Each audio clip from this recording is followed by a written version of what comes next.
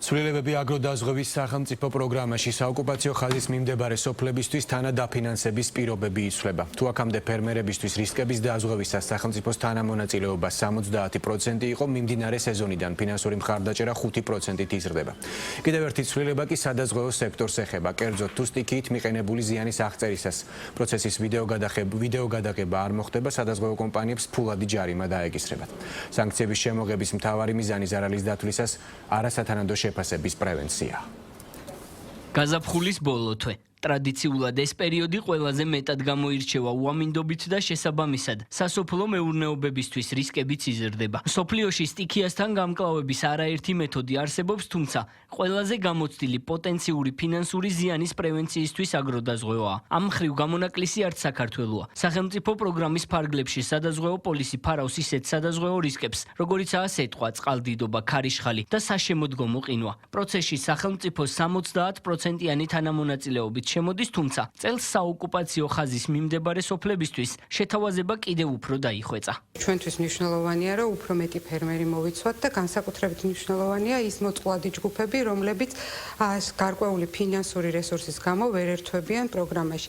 ერთ-ერთი ყველაზე მნიშვნელოვანი რეგიონი არის გამყოფი ხაზის სოფლებისთვის მიგვეცა საშუალება, რომ ჩართულიყვნენ პროგრამაში. იცით თქვენ, რომ აგროდაზღვევის პროგრამის ფარგლებში ყველა კულტურაზე, ყველა რეგიონში ჩვენ გვაქვს 70%-იანი თანადაფინანსება, ხოლო ოკუპირებული ხაზის გასწვრივ გამყოფი ხაზის სოფლებისთვის 75%-იანი თანადაფინანსება გვაქვს. გარდა გაზრდილი თანადაფინანსებისა, ცვლილებები სხვა მიმართულებებსაც მოიცავს, მათ შორის ვალდებულებებს სადაზღვევო კომპანიებისთვის.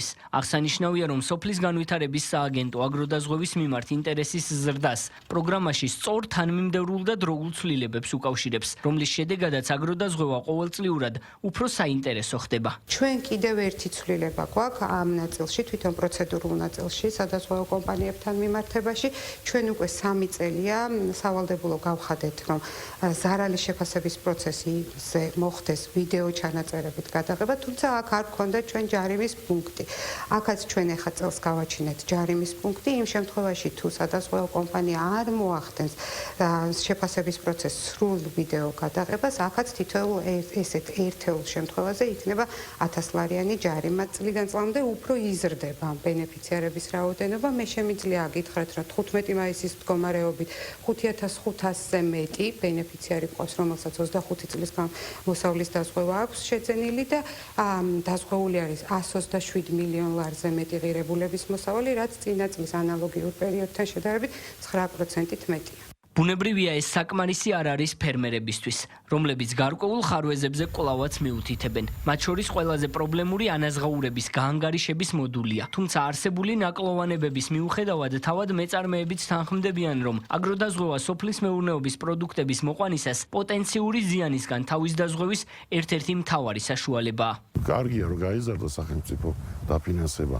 როცა ეს დიდი ფართები გვაქვს, ჯობია, რომ მაინც დაზღვეულად იყოს. ეხლა ის რაც დარჩა, რაც გადარჩა, ვაშლის შემთხვევაში, რომ ხვალზე არ ვიცით რა იქნება, რომ ეს მაინც რაც დარჩა, გადაგვიჩეს და საომალოდ კიდევ ვიფიქროთ, რომ კიდევ რაღაცა мотивация მოგვეცეს და მოვიყვანოთ. მეც მქონდა გარკვეული პრეტენზიები ამ კომპანიასთან. როდესაც დავიშეტყვეთ, არ ვიყავით თლად კმაყოფილი იმ ანაზღაურებით, რომელიც გაგვიწია სადაზღვევო კომპანიამ. და ალბათ თუ ვინმე ასეთია და არაზღვევს, მასაც აი აქედან გამომდინარე, რომ თulis რომ არაშესაბამისად აუნაზღაურეს ეს ზარალი. ალბათ შეიძლება 10 წელი გავიდეს და სეტყვა არ მოვიდეს და ის გადაყრილი ფულად ჩათვალოს კაცმა, რაც დაზღვევაში გადაიტანა, მაგრამ შემდეგ 2 წელიწად შეიძლება ზედიზედ მოვიდეს სეტყვა და ახლა მას ანგარიში უნდა საბოლოოდ მაინც მისაღებია.